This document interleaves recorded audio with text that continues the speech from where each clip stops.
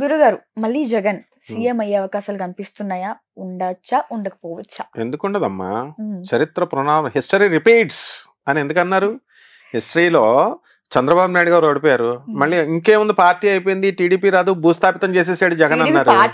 లేదన్నారు, భూస్థాపితం అన్నారు. వాళ్ళు కొడాలి నాని గారు, రోజా గారు, తర్వాత వల్లభనేని వంశీ, వీళ్ళంతా పేర్ని నాని, వీళ్ళంతా వాళ్ళ స్టైల్లో వాళ్ళు పార్టీ అయిపోయినట్టు చెప్పారు. మరి మళ్ళీ బాల్ తిరిగి రాలేదా? So there is every equal chance for Jagan again to come back and to conquer the par. రావడానికి అవకాశాలు ఉన్నాయి. It is not that easy, don't underestimate Jagan. ఎందుకనంటే జగన్కి వ్యతిరేకమైన వాళ్ళు చెప్పొచ్చు ఏంటి రాడు రాడు రాడు అని. ఈ వ్యతిరేకతలు చంద్రబాబు నాయుడు ఏమన్నా వీళ్ళకి చుట్టమా, జగన్ ఏమన్నా వీళ్ళకి చుట్టమా? ఆయన ఏమన్నా వీళ్ళకి పెట్టిన స్కీమ్లు ఆయన క్యాన్సిల్ చేశాడా, ఈయన పెట్టిన స్కీమ్లు ఆయన ఏమన్నా క్యాన్సిల్ చేశాడా? అయ్యే ఉండవు. గవర్నమెంట్ సిస్టమ్ కున్న పవర్ అది. ఐఏఎస్లు ఉన్నారు, ఐపీఎస్లు ఉన్నారు, ఎగ్జిక్యూటివ్ ఆఫీసర్లు, వీళ్ళు వాళ్ళు పరిపాలనలో అందరు ఆఫీసర్స్ ఉన్నారు. చిన్న సైజ్ అటెండర్ ను కూడా ఆఫీసర్ అంటాం మనం. అటెండర్ ఆఫీసర్ స్థాయి నుంచి ఒక ఐపీఎస్ ఆఫీసర్ వరకు, ఐఏఎస్ ఆఫీసర్ వరకు ప్రభుత్వ వ్యవస్థని పరిరక్షించుకుంటూ కాపాడుకుంటూ వస్తున్నారు. వీళ్ళంతా చేతకానోళ్ళ.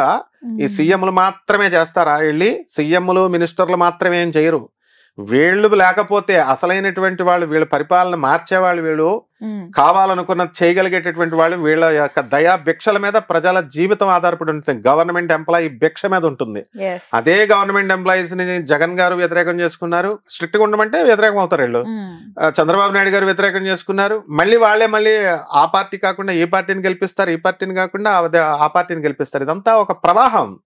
కాబట్టి కరుడుగట్టినటువంటి తీవ్రవాదం లాగా, కరుడుగట్టినటువంటి అభిమానులు, మేము రెడ్లం, మేము చౌదరీస్, ఇవన్నీ నడవవు. ఎందుకనంటే అందరూ ఓట్లేస్తేనే వస్తాయి. అలా చిత్రీకరించారు. చౌదరీస్ అంతా తెలుగుదేశానికి వేస్తారని, చౌదరీస్ రెడ్లు చంద్రబాబు నాయుడుకి, ఆయనకి జగన్ వేస్తేనే గెలిచాడు ఎన్టీఆర్. అలాగే ఆ రెడ్డిస్ వచ్చి చంద్రబాబు నాయుడుకి వేసిన వాళ్ళు ఉన్నారు. సో ఈ కుల వ్యవస్థ, మత వ్యవస్థ, ఇది ఏ పొలిటీషియన్ ఎక్సెప్షనల్ కాదు. దీన్ని పెంచి పోషిస్తూనే ఉంటారు. ఆయన చంద్రబాబు నాయుడు అయినా, జగన్ అయినా, ఎవరైనా సరే. ఈ కుల వ్యవస్థ, మత వ్యవస్థ పోయినప్పుడు మాత్రమే మనకు ఆ చక్కటి ప్రభుత్వం వస్తుంది. ఇప్పుడు జేడి లక్ష్మీనారాయణ గారు చెప్తున్నారు, జయప్రకాష్ నారాయణ చెప్తున్నారు, ఆయన ఒక ఐఏఎస్, ఒక ఐపీఎస్. మరి వాళ్ళు ఎందుకు గెలవట్లేదు? ప్రజలు మంచి చెప్పే వాళ్ళని గెలవనివ్వరు, చదువుకున్న వాళ్ళని గెలవనివ్వరు. కాబట్టి అయినా వాళ్ళ డ్యూటీలు మానేస్తున్నారా? బ్రహ్మాండంగా చెప్పుకుంటూ వెళ్తున్నారు. ఎవరి డ్యూటీ వాళ్ళు చెయ్యాల. కాబట్టి అగైన్ జగన్ అధికారంలో రావడానికి ఈక్వల్ ఛాన్సెస్ ఉన్నాయి. కాబట్టి ఆయన కృషి బట్టి ఈసారి ఆయన పాలసీస్ ని మార్చుకోవాలా. అహంకారి అంటున్నారు, మార్చుకోవాలి. మరి జనాలు పనున్నా లేకపోయినా చంద్రబాబు నాయుడు అయితే ఇమీడియట్ అపాయింట్మెంట్ ఇస్తాడు, జగన్ పనున్నా పని లేకపోయినా 2 hours వెయిట్ చేపిస్తాడు అంటున్నారు. మార్చుకోవాలా? రోడ్లే ఇట్లేదు అంటున్నారు. ఈసారి రోడ్లు వేయాలా? జనాలకు డబ్బులు ఇవ్వకూడదు అసలు. ఈ వెల్ఫేర్ యాక్టివిటీస్ అన్ని ఇప్పుడు చంద్రబాబు నాయుడు గారు ఏమైనా అమాయకుడు అనుకుంటున్నావా? ఇవన్నీ చేసేస్తారండి, సంక్షేమ పథకాలు చేసేస్తారండి అంటే డబ్బు ఎక్కడిది? డబ్బు ఎక్కడి నుంచి వస్తుంది?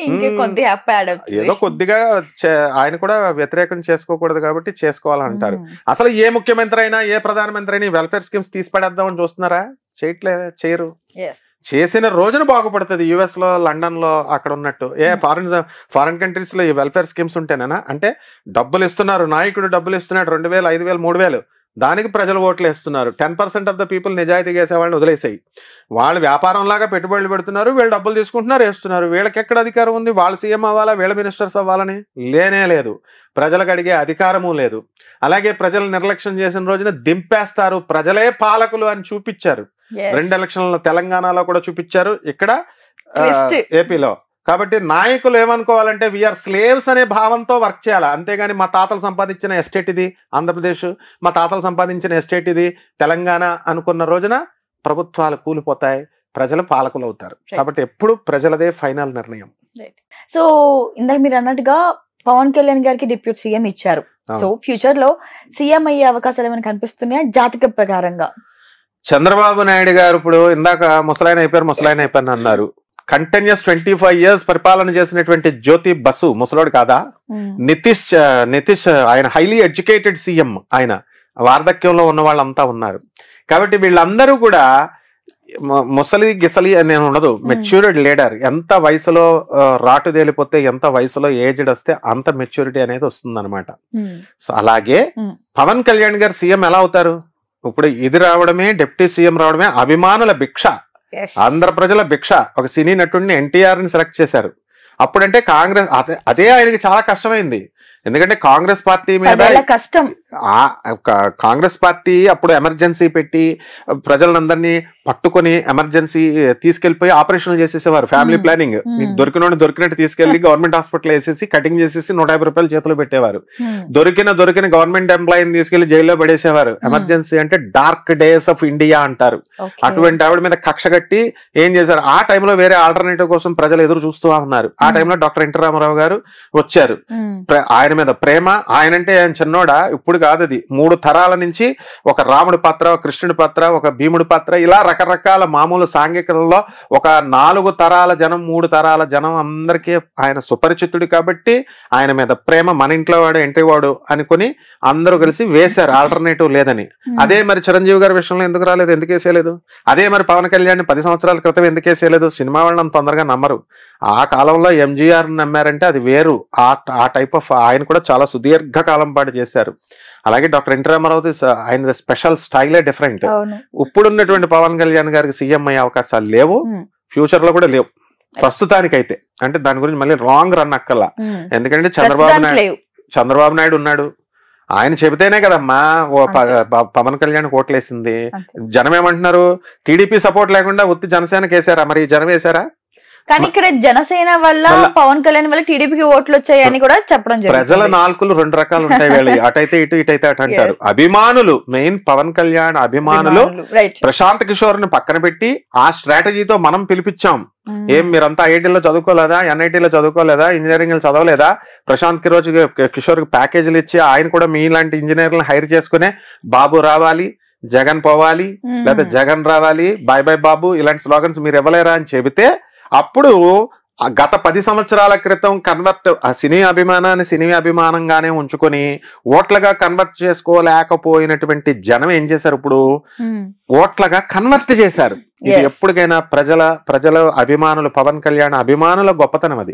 కాబట్టి ఇక్కడ ఏంటంటే చంద్రబాబు నాయుడు గారు వల్ల పవన్ వచ్చాడు, పవన్ వల్ల చంద్రబాబు నాయుడు వచ్చాడు. రెసిప్రొకేషన్. ఒకళ్ళు వన్ సైడ్ లవ్ ఉండకూడదు కదమ్మా, ఇద్దరు ప్రేమించుకోవాలి. ఈ కూటమి ఏర్పడింది కాబట్టి ఈ రోజు ఫస్ట్ అసలు కూటమి పెడితేనే వస్తారని చెప్పిందే మనం. 2 పార్టీలు వస్తే కుదరదు. చంద్రబాబు నాయుడు పవన్ వస్తున్నంత మాత్రాన్ని సరిపోదు, యూ హ్యావ్ టు బీజేపీని కూడా కలుపుకోవాలా అని చెప్పి అప్పుడు మాత్రమే వస్తుందని చెప్పాం. అలాగే వాళ్ళు అయ్యారు. ఎందుకంటే వాళ్ళ వెనకాల ఐఏఎస్లు ఉంటారు, ఐపీఎస్లు ఉంటారు, చదువుకునే వాళ్ళు ఉంటారు, మీలాంటి స్టూడెంట్స్ ఉంటారు. అండ్ చంద్రబాబు నాయుడు గారు కానీ పవన్ కళ్యాణ్, జగన్ అందరూ చదువుకున్నారు కాబట్టి వీళ్ళందరూ కూడా మెచ్యూర్డ్ మైండ్స్. వాళ్ళ పిల్లలు చదువుకోలేదా? ఉపాసనారెడ్డి నా శిష్యురాలే చదువుకోలేదా? లేకపోతే ఈ బ్రాహ్మణి చదువుకోలేదా? వాళ్ళ ఐడియాస్ మనకులాగే ఉంటాయి కదా, ప్రజలే కాదు. కాబట్టి ఖచ్చితంగా పవన్ కళ్యాణ్ గారికి టఫ్ కాంపిటీషన్. ఎందుకంటే జగన్ అప్పుడే అయిపోలేదు, మళ్ళీ లేస్తారు ప్రజలకంతా డెఫినెట్ గా. ఇప్పుడు పులి ఏం చేస్తుంది, 2 అడుగులు వెనక్కేస్తే మళ్ళీ ముందుకెళ్తుంది. అలా ఇదే ప్రజలు మారతారు. మారకపోవచ్చు, వదిలేసే. లేకపోతే పవన్ కళ్యాణ్ మీద ఇప్పుడు గవర్నమెంట్ లో ఉన్న వాళ్ళ మీద వ్యతిరేకత అనేది కంపల్సరీ 5 సంవత్సరాలు వస్తుంది. మరి నాకు కావాలి జగన్ అని మీద పెట్టుకున్నారు, 5 సంవత్సరాలు దించేశారు. అలాగే ఉండాలని ప్రజల నిర్ణయాలు ఇప్పుడు సేమ్ ఉండవు. బాగా పరిపాలన చేస్తే అవుతాయి, బాగా పరిపాలన చేస్తే కంటిన్యూ చేయొచ్చు. మరి లోకేష్ ఏమైపోతాడు పవన్ కళ్యాణ్ గారికి ఇస్తే? మరి జూనియర్ ఎన్టీఆర్ కాసు కూర్చున్నాడు, ఆయన నేను సీఎం అవ్వాలని ప్రతి ఒక్కరికి ఆశ ఉంటుంది. ఆయన వేరేగా పార్టీ పెట్టుకుని వస్తారు. జాతక ప్రకారంగా ఈ 5 ఏళ్ళు పవన్ కళ్యాణ్ గారికి ఎలా ఉండబోతుంది? అయితే ఆల్రెడీ నడుస్తుంది కదమ్మా బ్రహ్మాండంగా. నెంబర్ 1 లో చంద్రబాబు నాయుడు. ఏమైనా ప్రాబ్లమ్స్ ఎదుర్కొనే ఏముండవు, ప్రాబ్లమ్స్ ఏముండవు. Pawan Kalyan is very intelligent, అద్భుతంగా చేస్తాడు. కాకపోతే వీళ్ళిద్దరు హీరోయిజం ఎప్పుడు బయటపడుతుందంటే అక్కడ మోడీ గారిని ఒప్పించి ఎక్కువ ప్యాకేజ్ తేవాలా, డబ్బులు తేవాలా, ఆ పోలవరాన్ని నిర్మించాలా. కేవలం అధికారాన్ని అనుభవించడమే కాదు, వాళ్ళ ప్యాకేజ్ తేవాలా, డబ్బులు ఇవ్వాలా. ప్రజలదేముంది, తెచ్చేస్తారు, చేసేస్తారు అని చెప్తారు. తేవాలా, ఫస్ట్ నిలదీసి అడగగలగాల నిర్మోహమాటంగా. తెచ్చినప్పుడు పోలవరం పూర్తవుతుంది, అమరావతి పూర్తవుతుంది, వైజాగ్ డీసెంట్రలైజేషన్ ఆఫ్ పవర్ ని కూడా సేమ్ పాలసీస్ ని కంటిన్యూ చేయాలా. ఒక సీఎం ఒకడొస్తాడు అమరావతి అంటాడు, ఇంకో సీఎం వస్తాడు రాయలసీమ అంటాడు, లేకపోతే వైజాగ్ అంటాడు, మళ్ళీ ఈ సీఎం వచ్చి మళ్ళీ అమరావతి బ్యాక్ టు పెవిలియన్ అన్నట్టు చేయడానికి కుదరదు. ఒక ప్రజలకు మీరు ఏం చేస్తున్నారు, ప్రజలు ఆర్ అబ్జర్వింగ్. ప్రజలు అబ్జర్వ్ చేస్తున్నారు. మొత్తం డీసెంట్రలైజేషన్ ఆఫ్ పవరే చేస్తావో, లేకపోతే ఒకే చోట సెంట్రలైజ్ చేసి నువ్వు చేస్తావో, రాజధానిని అందించగలుగుతావా, పోలవరం ప్రాజెక్ట్ పూర్తి చేయగలుగుతావా? మోడీ నెక్స్ట్ టైం కి ఉండాలని లేదు, రాహుల్ గాంధీ తోసుకొచ్చేస్తున్నాడు, ఈస్ పెనిట్రేటింగ్. ఎందుకంటే ఇప్పుడు ఓట్లు పెరిగిపోయినాయి. సో ఎవ్రీ రాజకీయం అనేది ఎప్పుడు కూడా ఒకలాగా ఉండదు, దూసుకొని అందరూ అన్ని పార్టీలు. ఆ సీఎం పోస్ట్ లో ఉన్న ఆ అందం అలాంటిది. ఏ మామూలు ఎమ్మెల్యేలకి వస్తుందని ఛాన్స్ ఉంటే ట్రై చేయరా? వాళ్ళు ట్రై చేసేస్తారు. Hi, welcome to keep TV. నేను మీ యాంకర్ ఫాతిమా. తన కోపమే తన శత్రువు, తన శాంతమే తనకు రక్ష అని ఊరికే అనలేదు పెద్దలు. కోపంలోనో, ఆవేశంలోనో, ఆక్రోశంలోనో మనం చేసే పనులు మనతో పాటు మన వారిని, పార్టీని కూడా ప్రమాదంలోకి నెట్టివేస్తాయి. తాజాగా ఏపీ రాష్ట్రంలో అధికారంలోకి వచ్చిన తెలుగుదేశం పార్టీ నాయకులు ఈ విధంగానే ప్రవర్తిస్తున్నారు. పలు సందర్భాల్లో నోరు జారుతున్నారు, నోటికి ఎంతొస్తే అంత మాట అనేస్తున్నారు. ఈ పరిస్థితి వారికి, వారి పార్టీకి చేటు చేస్తుందనడంలో ఎలాంటి సందేహం లేదు. గత ప్రభుత్వంలోని పలువురు వైసీపీ నాయకులు ఓ రకంగా ఓడిపోవడానికి వారు ఇష్టరీతిన మాట్లాడిన పలు మాటలు ఒక కారణంగా చెప్పుకోవచ్చు. రీసెంట్ గా జరిగిన ఎలక్షన్ లో భారీ విజయం సొంతం చేసుకున్న కూటమి నేతలు అదే దారిని అనుసరిస్తే ఎలా అనే ప్రశ్నలు తలెత్తుతున్నాయి. సంయమనం పాటిస్తూ కోపాన్ని, ఆవేశాలను అదుపులో ఉంచుకోకపోతే వారికి, వారి ప్రభుత్వానికి చిక్కులు తప్పవు. టీడీపీ సీనియర్ నేత, ఏపీ టీడీపీ మాజీ అధ్యక్షుడు, ప్రస్తుత వ్యవసాయ శాఖ మంత్రి కింజరాపు అచ్చెన్నాయుడు తన నియోజకవర్గంలో ఏర్పాటు చేసిన కార్యక్రమంలో మాట్లాడిన మాటలు దుమారం రేపాయి. గత వైసీపీ ప్రభుత్వ కాలంలో తమ టీడీపీ నాయకులు, కార్యకర్తలు అణచివేతకు గురయ్యారని ఆక్రోశం ప్రదర్శించారు. నేడు పరిస్థితులు మారాయని, తమ పార్టీ నాయకులు, కార్యకర్తలు భయపడాల్సిన రోజులు పోయాయని వెల్లడించారు. ఈ క్రమంలోనే ఆయన చేసిన వ్యాఖ్యలు చర్చకు దారితీశాయి. ఆయన మాట్లాడుతూ, మీరందరూ టీడీపీ బిల్లులు పెట్టుకొని ఆఫీసులకు వెళ్ళండి, అధికారులు మీకు కుర్చీ వేసి టీ ఇచ్చి మరీ మీ పనులు చేస్తారు, అలా చేయకపోతే అధికారులకు ఎలాంటి గతి పడుతుందో వారే చూస్తారు అని అన్నారు. ఈ వ్యాఖ్యలతో కూడిన వీడియో ఇంటర్నెట్ లో దుమారం రేపింది. మరో టీడీపీ సీనియర్ నేత, నర్సీపట్నం ఎమ్మెల్యే అయిన అయ్యన్న పాత్రుడు అధికారులపై విరుచుకుపడ్డారు. స్పీకర్ పదవి రేసులో ఉన్నట్లు చెప్పుకుంటున్న ఈయన మున్సిపల్ అధికారులపై నోరు జారారు. విజయవాడ నుంచి నర్సీపట్నం వస్తున్న క్రమంలో మార్గం మధ్యలో కారు నిలిపారు. అక్కడికే మున్సిపల్ అధికారులను పిలిపించుకొని రోడ్లకు సంబంధించిన రిపోర్ట్ అడిగారు. రోడ్లు, కాలువల పరిస్థితి ఏమంత బాగలేదని వారిపై అసభ్యకరమైన పదజాలం ఉపయోగించారు. దీనికి సంబంధించిన ఈ వీడియో సామాజిక మాధ్యమాల్లో చక్కర్లు కొడుతుంది. ప్రభుత్వంలోని సీనియర్ నాయకులు, బాధ్యతాయుత పదవుల్లో ఉన్న వీరు తమ కోపాన్ని అణచుకోలేక అసభ్య పదజాలంతో నోరు జారితే ఎలా అన్న ప్రశ్నలు వస్తున్నాయి. తమ ఇతర నాయకులకు, కార్యకర్తలకు మార్గనిర్దేశంగా ఉండాల్సిన సీనియర్ నాయకులు గాడి తప్పడం ఎంతవరకు సమాజం సమన్వయం పాటిస్తూ ప్రభుత్వ అధికారులను, ఇతర ముఖ్యమైన వాళ్లను కలుపుకొని పనులు సాగిస్తేనే ప్రజల్లో పేరు, ప్రభుత్వంపై నమ్మకం ఏర్పడతాయి.